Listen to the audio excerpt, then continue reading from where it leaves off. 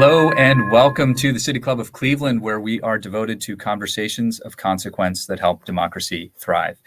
I'm Dan Moulthrop. I'm the chief executive here and a proud member. Today's September 4th. You're with a virtual City Club forum live from the studios of 90.3 WCPN Idea Stream. They are our public media partner, and we're very grateful and appreciative of their partnership. For the past decade or even longer, media advocates and media consumers have been lamenting the death of the newspaper and confronting the very real challenges for communities and for democracy when local news organizations disappear. We've heard this at the City Club. Last November, some of you will remember Steve Waldman of Report for America talking about the public corruption that can happen in plain sight when journalists aren't around to cover public agencies. For more than a century, communities across the country were fortunate to have their news production paid for the most part, by advertisers.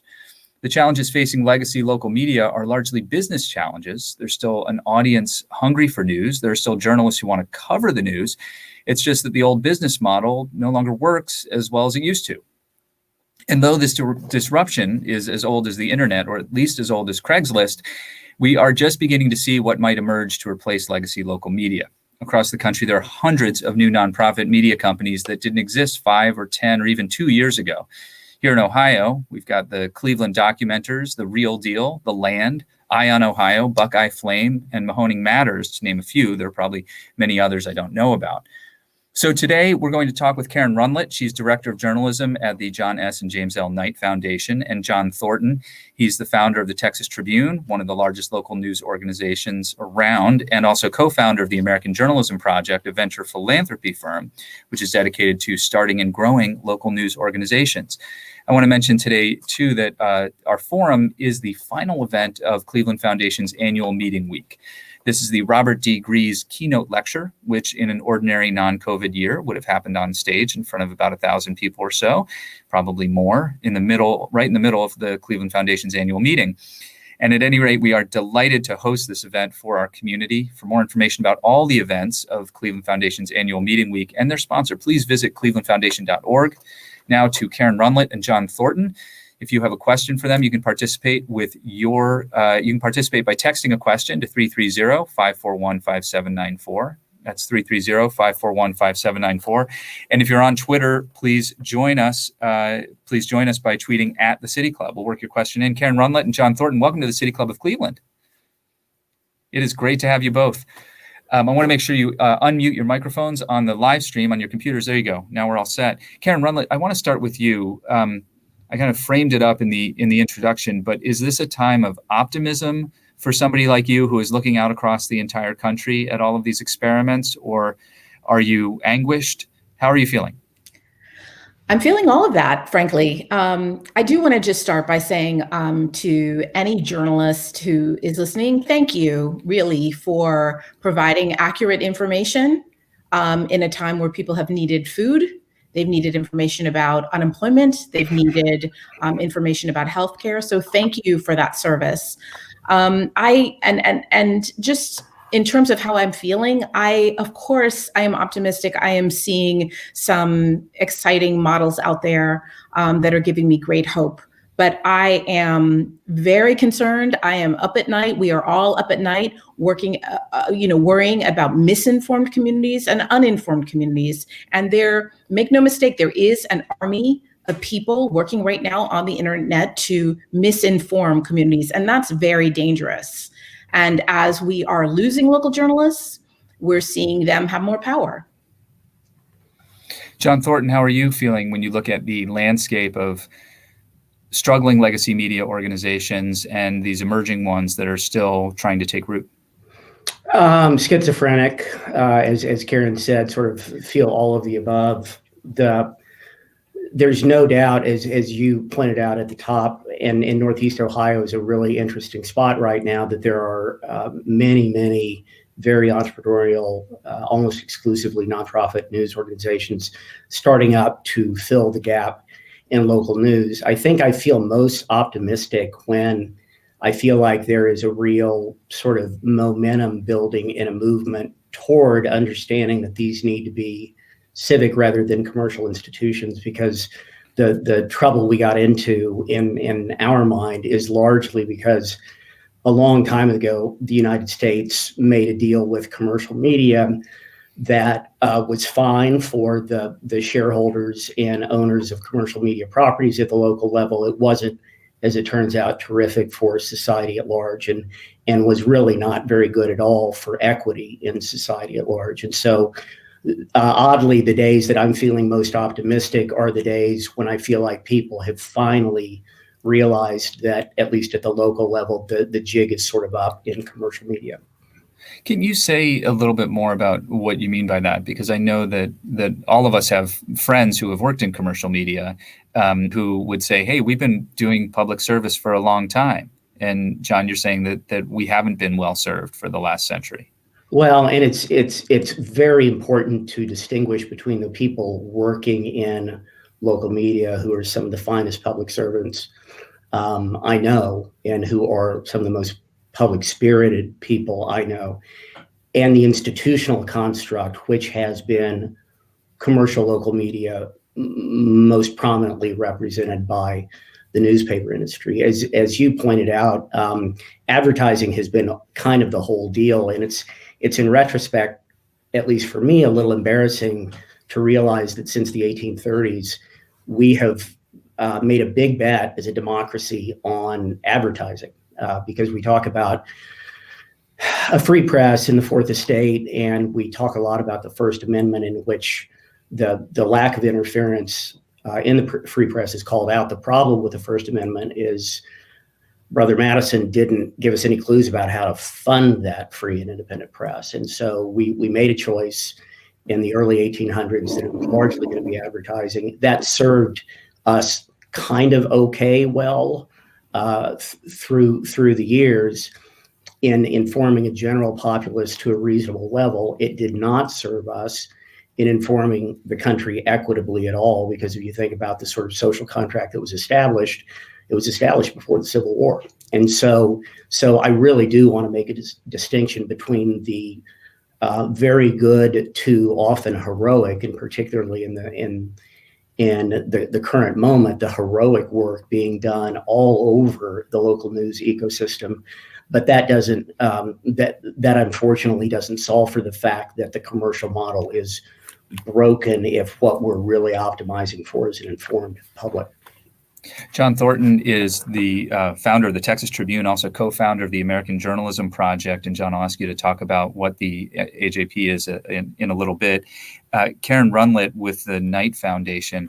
I want to make sure that we spend some time talking about specifically what these new emerging forms of journalistic enterprise are actually looking like, and how they are similar and how they're different from the traditional media that that middle-aged guys like me grew up with a newspaper and comics and stuff like that while I ate my cereal. So what are we actually talking about? Tell us. I mean, some people will be familiar with some of the local ones that I mentioned at the top, but I think many aren't.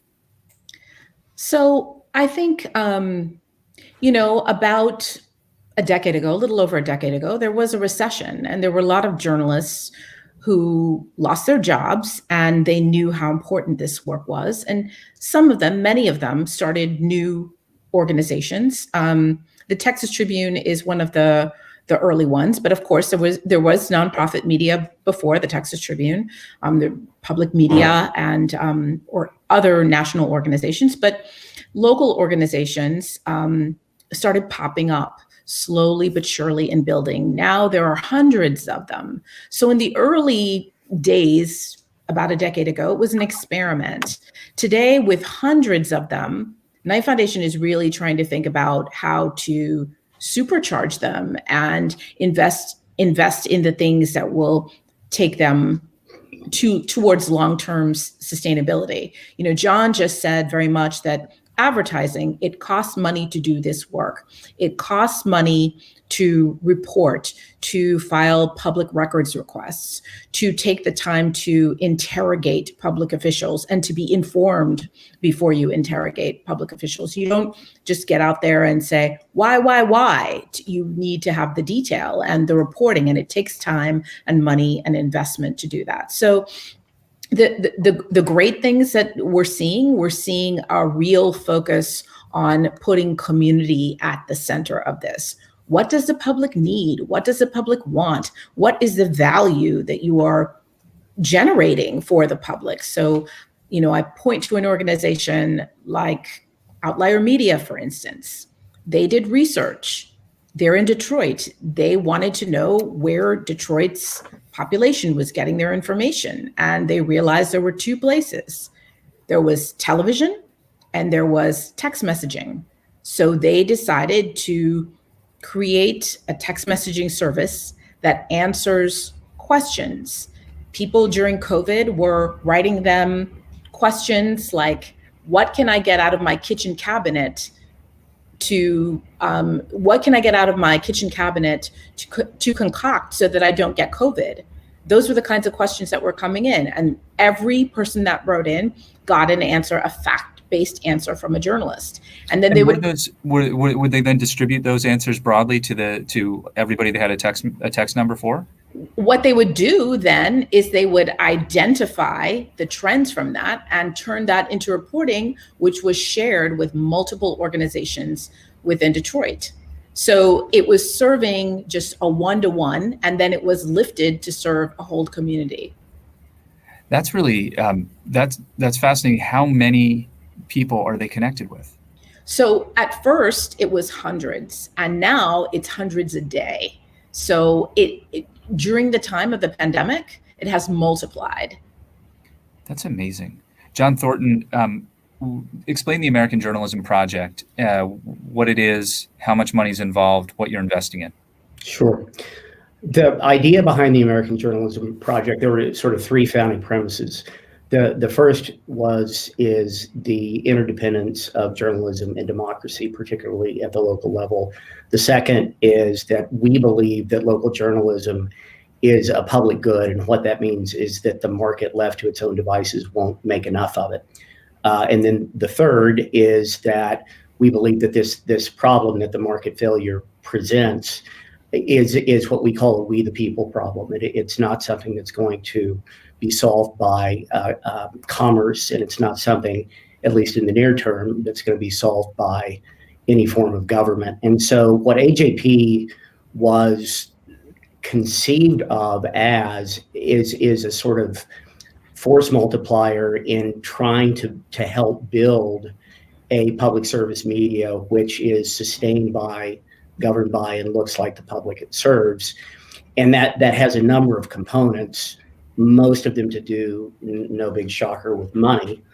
We have raised a little under $50 million that we intend to now grant to organizations like Outlier Media and Texas Tribune and others to really build some examples of economically sustainable local news organizations that are not reliant on or not focused on commerce or not focused on profit, and are exclusively focused on this notion of public service. And so that means reorienting the individual component of this from the reader that pays a subscription to a member who does this as a part of the community. It reorients the corporate participation from a very transaction-driven advertiser to an underwriter or a sponsor who sees this as a community good. And most importantly, what we're really trying to do is evangelize for the notion of journalism philanthropy, which we think needs to grow by an order of magnitude or so over the next 5 years.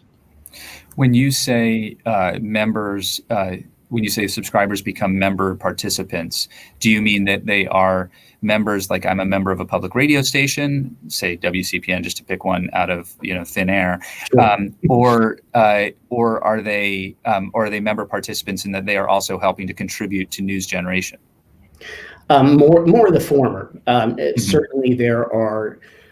We were talking before the show about the Documenters program that has just launched in Cleveland and is I think Karen and I agree, one of the most exciting things going. And one of the things that Documenters is doing so deftly is sort of rethinking the factors of production of journalism such that the participation circle is much wider and includes not just sort of good government geeks, but people who are really disaffected and people who are doing this so they have a voice and so they feel like they're doing something constructive. More broadly, though, it's the public radio analogy is apt because public media has been doing this for a long time and doing it very effectively. To me, the real sort of undermarketed concept is this notion that in a democracy, as it turns out, what matters is not really that I'm particularly well informed. What matters is that the two of you are really well informed and that the rest of the people in the audience are really well informed. And so this notion of membership is in our mind, it's really speaking to that. I am safest, I am most secure, my family is safest and most secure if my neighbors are well informed. And so that's a concept that we're really trying to build some momentum behind. It's hard not to see the analogy with wearing a mask to protect It is hard not to see the analogy with wearing a mask. We're trying to pull little nuggets of goodness out of the current moment of nuttiness, and that's one. It's given us a metaphor. John Thornton is the co-founder of the American Journalism Project and the Texas Tribune. Karen Rundlet of the Knight Foundation. John mentioned Cleveland Documentaries. They've come up a couple of times. That's a project of City Bureau, which the leaders of which spoke at the City Club last year. But I think a lot of people still aren't familiar with the documentaries, and it's such an outside-the-box kind of project that it requires a little explanation. So what exactly are they doing? So what they're doing is they're partnering with community, they're partnering with the public, and they're saying, come with us, observe with us. You're trained and you're paid to go to public meetings and to listen well and to take notes and to lift themes that are valuable to the rest of community. And you're also learning about your rights. So they're teaching people acts of journalism, what that is. They're helping them provide information and take notes, which are available and shared publicly. And so people are actually listening and covering and using notes, and then those are shared with journalists, and that informs the reporting of journalists. So what's amazing about it is regular people who have a deep interest in their community are participating and being compensated for this work. This reminds me of when I first, around the time that I first moved to Greater Cleveland, and there was a newsletter that would go out. I live in an inner ring suburb in Shaker Heights, and it's a community of about 25,000 people. And every week there was a newsletter that would go out by a woman who's a former journalist. Her name was Jane Wood, and she passed away probably about 10 years ago or something, and she's deeply missed. But she would go to every public meeting in Shaker Heights and send out a newsletter once a week called This Week in Shaker. And here's what happened, and here's who voted which way, and what they discussed, and what was said that you might find noteworthy. And there was no, Shaker Heights didn't really have, I mean, it had like a little bit of some coverage from our legacy media, but it didn't have anybody who was giving it that kind of attention. And with 59 municipalities in Cuyahoga County alone, there's a huge need, Karen. That's an incredible project. And so anyone can sign up. Anyone can say, I want to do that. And they get paid a reasonable wage for a few hours of their time. And that's how it works, essentially. And then yes. Get smarter as a community. Is it that? Yes. I mean, it's and everybody gets rich. Oh no! That was the other one. That's the other one. Right. You know, John, I want to come back to something you mentioned before about philanthropy for journalism needing to increase by an order of magnitude. And I suspect that order of magnitude may be sort of 10x or something like that in order to actually achieve what we're talking about. The journalism sector, even just the local journalism sector, is a large sector of the economy. And can it be replaced by philanthropy? Not entirely. If you think about just to have kind of round numbers, the newspaper industry, even though it's down now probably 60% from its peak, is about a $20 or $25 billion. The local news paper industry is about a $20 billion industry in the United States. But a lot of that obviously goes to printing newspapers and delivering them, and the majority of that comes from advertisers.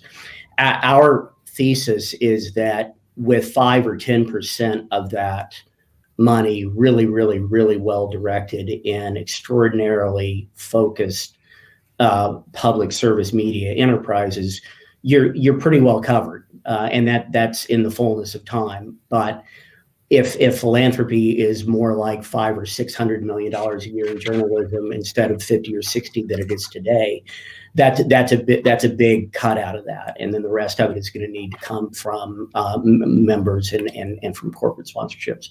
But I guess the answer is yes and no. No, philanthropy won't cover it entirely. What we really need is philanthropy to come alive in the context of this broader mindset shift from commercial headset to civic headset, where we are, and I think this is really important, we're not committing journalism for the sake of journalism. We are committing journalism in service of building community, which has been something that's been sort of tangential to commercial media mission for a long time.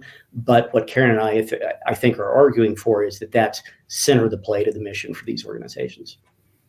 If you're just joining us, you're with the City Club Friday Forum. I'm Dan Moulthrop, speaking with John Thornton, the co-founder of the American Journalism Project, and Karen Rundlet of the Knight Foundation. That's the John S. and James L. Knight Foundation. And today's forum is actually the Robert D. Gree's keynote lecture of the Cleveland Foundation annual meeting, which this week is an annual meeting week, and this is the final event of that. Karen, the Knight Foundation, probably more than any other foundation and a philanthropic organization in America, has been investing in journalism projects for a while, and has probably invested longer and more money than anybody else, in the hopes that that would be an act of leadership and people would follow. Is that the case? Some have followed. Obviously, we want many more too. That is something that is challenging. I think there are a lot of wonderful causes out there, but I also think if there's not an accurate information piece, if there are people who choose to support homelessness or hunger, but if there is not an actionable information piece, distributing information about those programs to community, people won't be able to take advantage of the things that you build to serve those programs, to serve community. So I think that that's a part of the role that journalists are playing. We are in a pandemic. There is no vaccine. Accurate information is what has saved lives. There are communities that weren't reached. I happen to know in Detroit that, where there were Spanish language populations and there wasn't enough journalism or information reaching those communities, and people were still gathering later than they should have been, later than the rest of the city, was doing. So that's a big problem. That ended up being a major health problem. So I would say that this is something that obviously we're trying to bring more funders towards. But yes, there are more people interested in this today. And I think also people are really seeing, people know that misinformation is on their social media feeds, and they know that it's coming out of their neighbors' mouths, frankly. If you have a question for Karen Rundlet of the Knight Foundation or John Thornton of the American Journalism Project, please text it to 330-541-5794. That number again is 330-541-5794 to text your question for our City Club Friday Forum. If you're on Twitter, you can tweet it at the City Club, and we'll work questions from either platform into our conversation here. John, when you began the work of the Texas Tribune, as a sort of venture philanthropist, I think that's an accurate kind of description of your role there. And you had to recruit journalists to the cause. And my understanding of the founding is that you were trying to create a news platform that was devoted to politics, policy, and government, and nothing else, which stands in clear opposition to legacy media, which tries to be kind of omnibus information and probably gathers the most eyeballs through sports. Mm-hmm. Yeah, absolutely. The thing that I scribbled out on a napkin was it really a napkin, John? I think it was. It probably it was beer soaked, would be my guess. But the bumper sticker, if you will, was to help people in Texas make better decisions in their civic lives. And the mission has been expanded and embellished on over time, but I still kind of like that because it was very defining, as much as in what the Tribune did not do as what it does do. Because what we found in the time since the Tribune was founded, and all these other organizations have really begun to hit their stride, is this realization that the economics of entertainment are a particular sort of force in culture and in the economy.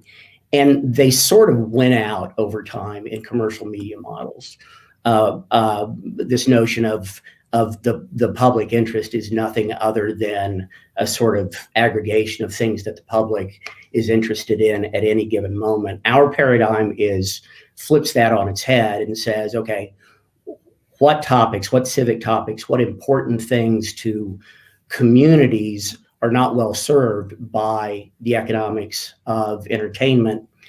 And these organizations, we fund them to go there because there is no market mechanism to cover those sorts of things. And so the stripes that Karen was talking about, and if you think about the situation in Cleveland, whether you're thinking about access to clean air or affordable housing or good education, if any of those individually is your cause, our argument is that you're pretty well served to think about media surrounding those causes as your second cause. So we are really cognizant of the fact, particularly in this moment, that there are lots and lots of incredibly urgent and worthy causes that people think of really core needs of a community. But we would argue that over the long term, if you take a slice of all of those interest areas, and especially if, as in the model that Karen and I think, try to support, especially if that information is equally accessible to everyone, and that's a really important point, and it's really important point of distinction from commercial media, then all of these causes that people are at the Cleveland Foundation annual meeting because they care dearly about those and because they care dearly about their community and understand that the market's not going to fix it. All those causes become easier to address if there's a commonly available, universally available information layer that begins to put those in context and knit them together. I'm a former journalist and a former teacher, and so what you say speaks to me, right? I get it that journalism is the amplifier for whatever issue you care about. It's going to matter more to more people if journalists are around. And City Club plays a similar role, right? We have the public conversation, we convene the public dialogue that is necessary for an informed and engaged community.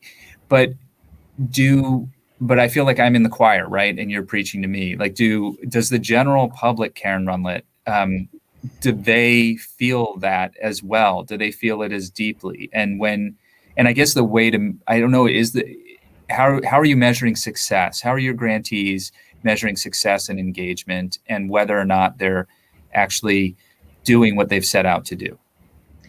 I do want to answer that. I also want to mention too, you asked about the general public. Yeah. So there are two women who live in Glenville in Cleveland. Mm-hmm. Their names are Shirley and Jackie. We did some research and we were able to talk to them, the Knight Foundation in partnership with the Cleveland Foundation.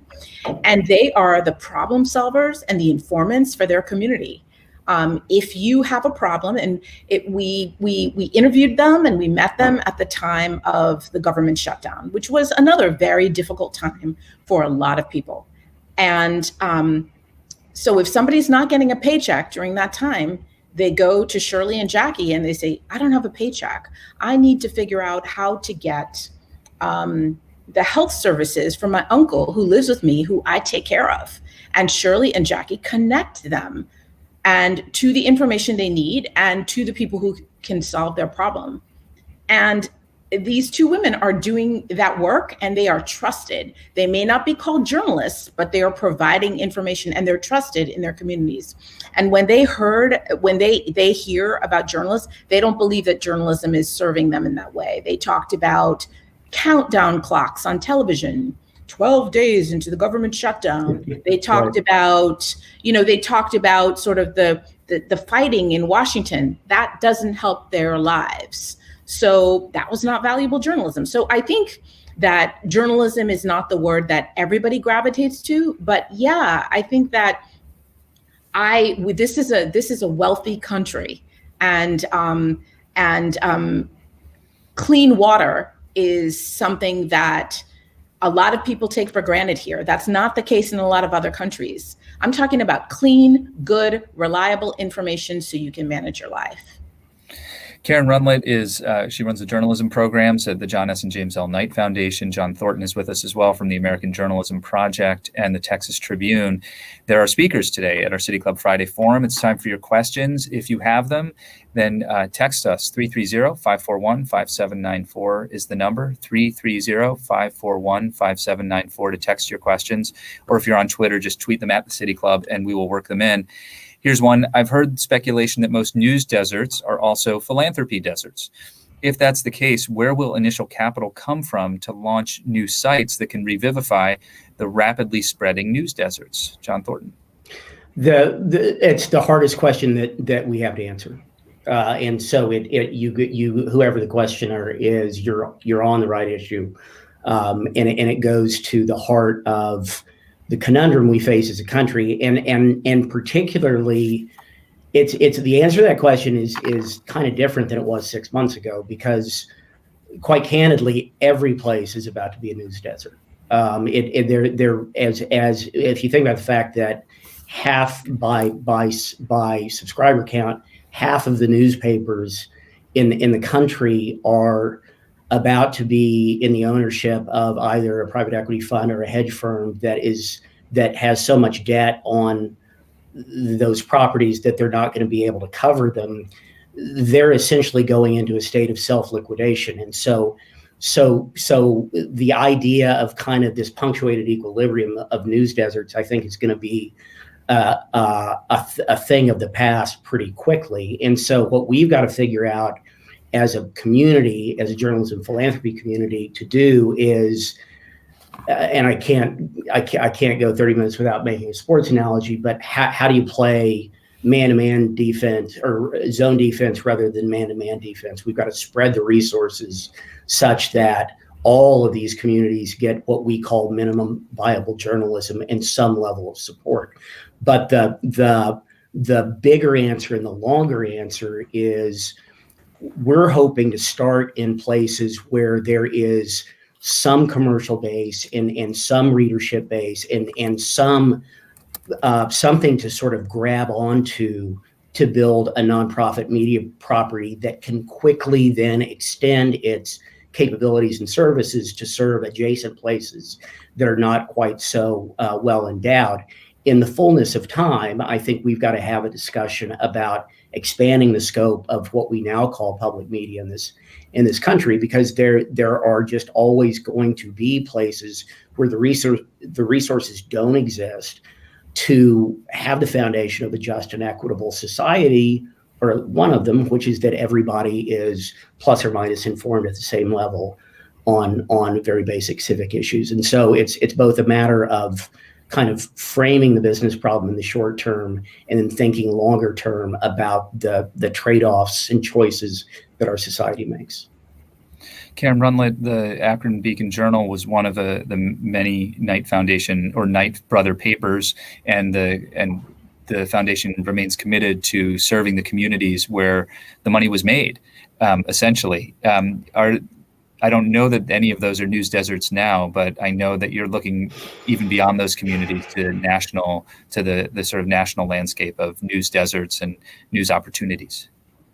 Yeah, I just want to say about news deserts. I think that news deserts, they're communities of color in big cities have long felt ignored, and felt that their issues, they lived in news deserts, the issues for their communities, Black communities, let me be clear, Black communities, Latin communities, Asian American communities, immigrant communities. In Akron, the growth in Akron, new residents, there is a small but growing population of Bhutanese residents.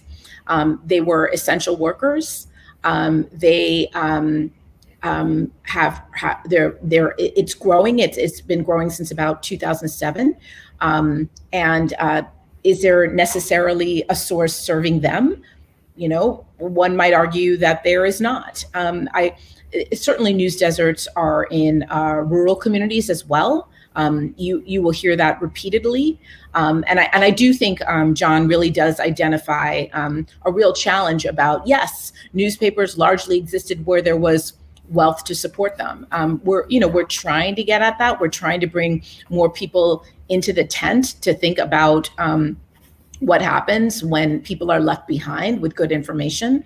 That's a major challenge. Knight Foundation is trying to get others to join that. And I want to say too, there's some interesting models in Akron. There's an organization called the Devil Strip, and the Devil Strip is doing a co-op model for news and information. And the leader of that, Chris Horn, he challenged the University of Akron, and he did tons of public records requests to make sure that the president of the university, questioning the spending habits of the president of the university.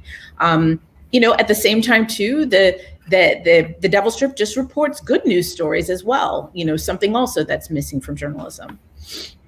So just a good news story here too in emerging media that one of our listeners has shared. I'm wondering if either of you have come across the work of Andrew Wilkinson in Victoria, Canada. What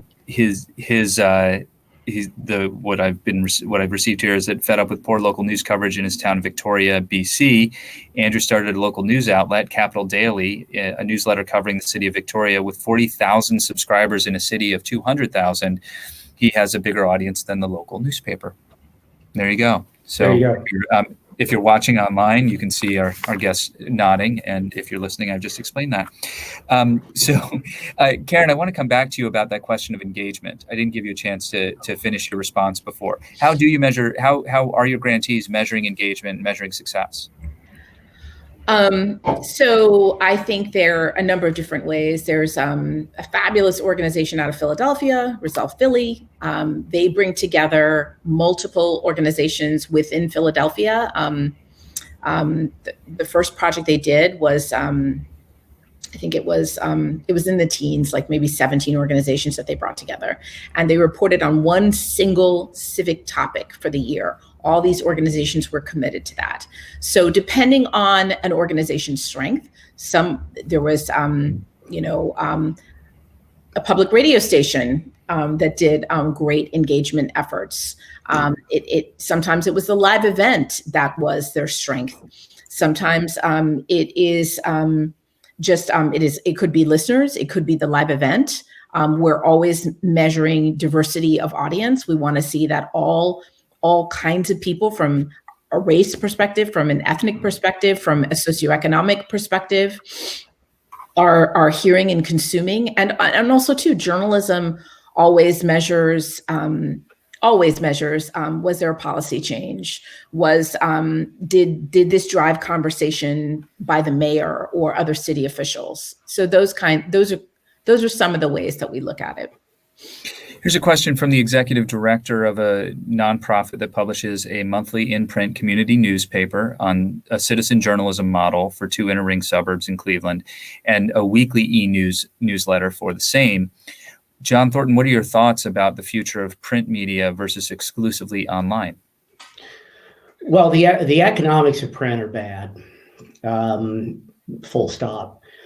The fact is, though, that particularly in a place like Cleveland, where there is such an enormous digital divide and broadband access is not a given. Print needs to have a life, just like the text messaging platform at Outlier needs to have a life. There are people in the business far smarter than I am that would tell you that print is not going anywhere. That print is always going to have a place, and that's hard to argue with. But it's also hard to argue, I think, that in terms of the bulk of the resources that are going to be committed in the next 10 years, it needs to be on digital platforms. And that relates to the question that the listener just before asked about measurability and accountability. I would submit that in the short term, the measurability of this stuff is really, really hard.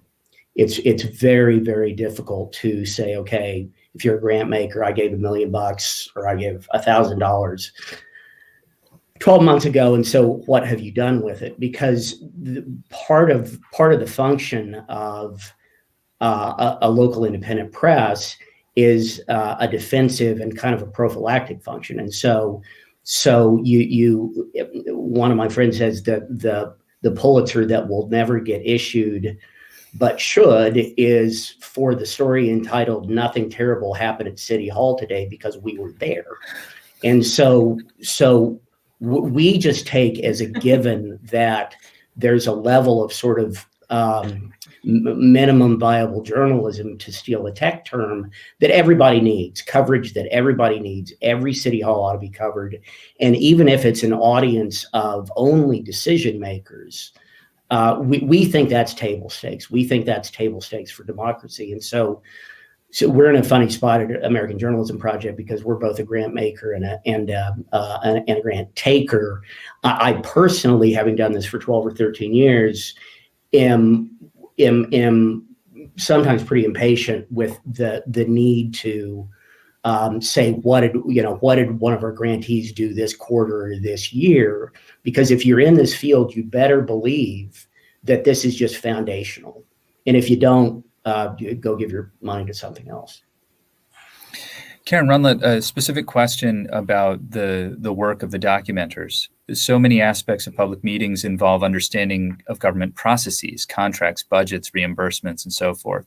Many prized local journalists have built their careers by making the complex more digestible, and they come with institutional knowledge that they've developed over time. Is the concern about that institutional knowledge being lost as we adopt or adapt with these new models?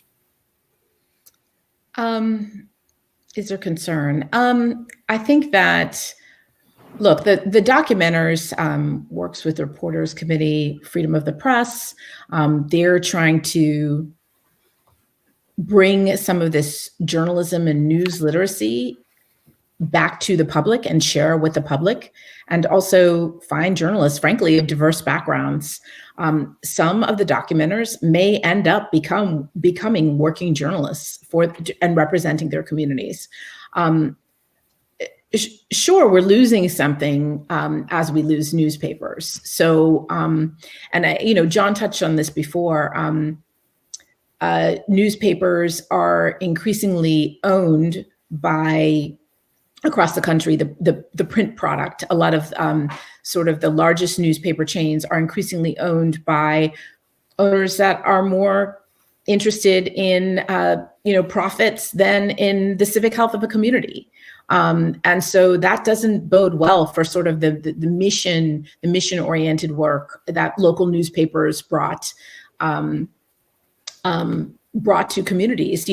At Knight Foundation, we're really concerned about the future of local news. And I challenge everyone listening, if you have a young person in your life, whether it be a child or someone you work with, think about where they're getting their news and information. Are they getting up every morning and reading a newspaper, or are they seeing an alert on their phone and then Googling to find a source? Or are they looking at social media and coming across something and just assuming that it's true? I think we have to go to that place as well. I want to put together a couple of questions that are related, which is, what do you both see as the role of legacy media institutions, whether they are the public radio station in whose studios I'm sitting right now, or a community newspaper that has quietly been serving its small neighborhood community for decades, and may need assistance kind of getting to the next level and creating a model for delivery of service in this new era. John Thornton, can we start with you? Sure. The way, and we're focused on nonprofit news organizations, which is very much not to say that that's the only model. And at the moment, we're also not focused on public media, which is very much not to say that that's not an important model. I think the way we think about it is the closer an organization is to entirely mission driven as opposed to profit driven, that puts them on the side of the angels. They become part of the solution, not the problem. And we want to help them in any way we can. If you think about public radio, particularly, in my mind, the stock of that institution has gone nothing but up over the last 6 months as as we talked about, as the number of as the notion of a news desert becomes more the rule than an exception. Public radio has an extraordinary asset in its reach to 99% of the country. So we need to, we need to enable that in whatever way we can, because I think the crux, and this goes back to your question about the general public, I think the crux of the problem that we're trying to address is we want to get more resources focused on news gathering and knowledge creation that is original. And that takes human beings, whether they are Columbia Journalism School graduates or they are 19-year-olds in the documentaries program. Personally, what I'm looking for out of this is I want a cadre of people. I want a core of folks who have my back as a citizen and who are really trying to help me do my job as a good neighbor, as a citizen of my community. And I think what we're feeling is that we got to get more and more open-minded to what having our back looks like from a credential standpoint or from an organizational structure standpoint. I'm less concerned about that stuff. I just want to know that there is a growing number of professionals and, in some cases, part-timers out there who are helping each of us ask the questions that we don't know to ask on our own, and hold to accounting institutions that we can't do on our own, and bring services, just meet basic information needs that I can't meet on my own because I don't have the knowledge, I don't have the time. Karen Rundlet, what about the small community newspapers that have been serving their neighbors for decades? I mean, I think they're very important. I think that, look, I think you have to know your audience. And I also think you have to think about how you're going to fund it. So I think that, look, I think that there's a lot of very noble work that's been done. And there are a lot of journalists, and I can't speak to there are many hyperlocal and small publishers across the country. But what is the business case? What is the value? Are you sharing that value with your community? Are you arguing for it? Are you advocating for it? Are you telling that story? Look, I think that they have, depending on the relationships they have and then the success that they've had, they could be partnering with other organizations. We've seen that in a number of instances to be louder and more important and more effective. So a collaboration with another organization might be the way to go. A lot of what we're talking about relies on digital platforms, and there's a huge digital divide in many cities. Cleveland is among them. Without reserving a budget for print, this listener asks, do we leave behind those on the wrong side of the digital divide, or is there a better way to reach residents? And I'm thinking in particular of elderly residents who may not be have the facility with digital devices. Karen Rundlet? So I think first of all, on the digital divide, there are a lot of public, private, and philanthropic partnerships going on. I know in Minnesota, for instance, Best Buy is headquartered there. They did a lot of work in that area around connectivity, and Microsoft came in and sort of used their map and used their best practices and sort of went deeper. I know that T-Mobile has done work in Cleveland as well. Look, we're all home right now. So I think that it's more urgent that we address that, first of all. And look, no, you don't want to, look, who's going to get on this program and say they want to leave somebody behind? No one. That's foolish to even say that, okay? But getting to sort of solving that is very different. It is very difficult and it is very challenging. But I think, we talked about outlier media before, really identifying that people receive their information through their phones and through digital. I think that's critical. And I do know that the connectivity issues in Cleveland are really troubling and a challenge for a very large city. So I do think in a time when we're all home and we're receiving our information in our homes, I do think that's critical. John Thornton, Texas Tribune was launched through your benevolence in many ways, and with millions. It started with a lot of capital, and a lot of the other models that we're talking about today are in the tens of thousands or hundreds of thousands kind of range. What does that tell us? Well, it tells us that there's a lot of good to be done in a lot of different ways. I think our mission has become more and more clear in the sense that what we're trying to do is clear as many obstacles as we can to make news gathering in small or less well-resourced markets as cheap as it can be and as efficient as it can be. And so we're always looking for ways to drive down the barriers between somebody like the guy in Canada and going out and starting something to serve his community. I think the silver lining, if you will, and this also associates with the question about print, is when you're in a situation where you're kind of starting from scratch and we're all together feeling this out as a community, as a country, the trade-offs that have been historically made between equity and sort of commercial viability, we get to start over again on those. And so we get to make, because commercial viability is gone. And so what we're talking about is economic sustainability with philanthropy as a part of the picture. And so now we get to make equity and economic sustainability co-equal goals, where that just hasn't been the case for many, many years. John, we received this question: what advice would you give a family foundation to get started funding this type of initiative? And I want to give you a chance. There are philanthropists and people who want to make a contribution.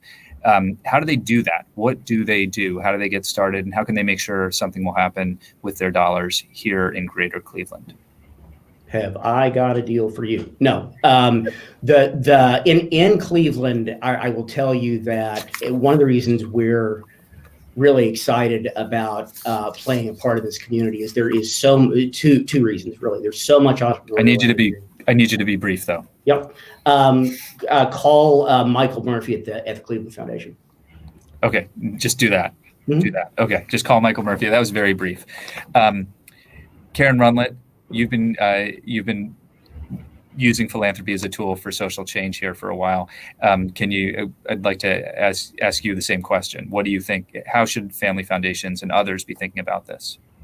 I'm going to second +1, call Michael Murphy, but I will also say too that Knight and the Cleveland Foundation did do an information needs assessment, those are a lot of sort of big words to say. We figured out who was left out, who was being served, who was being overserved. Pick the place where you want to make the most impact. And I should say, too, that if you're listening, the City Club is here to help you get in touch with whoever you need to get in touch with. Karen Rundlet of the John S. and James L. Knight Foundation, John Thornton of the American Journalism Project and the Texas Tribune. I can't thank you enough for your leadership and your vision and for sharing the stories of how journalism is changing today. Thank you for joining us. Thanks so much. Thank you for having us. Karen and John have been our guests for your City Club Friday Forum, and I want to thank you for joining us as well.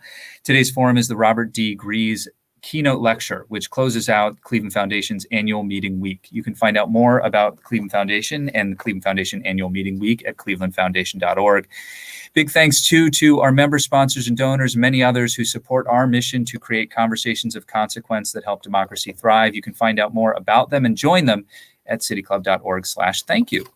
On Friday, September 11th, we'll feature a forum on the Save Our Stages movement, which is fighting to provide resources to live entertainment and performance spaces during the pandemic and to make sure they're there beyond. So I hope you'll join us for that. And if you missed a forum and you want to catch up, check out our archives at cityclub.org. You can find Ronald Reagan from 1988 or Bobby Kennedy from 1968. I'm Dan Moulthrop. Please stay strong, stay healthy. Please wash your hands, keep your distance, and please wear a mask. And thank you for doing so. And please stay close in your hearts if you can't be close in person. Our forum is now adjourned.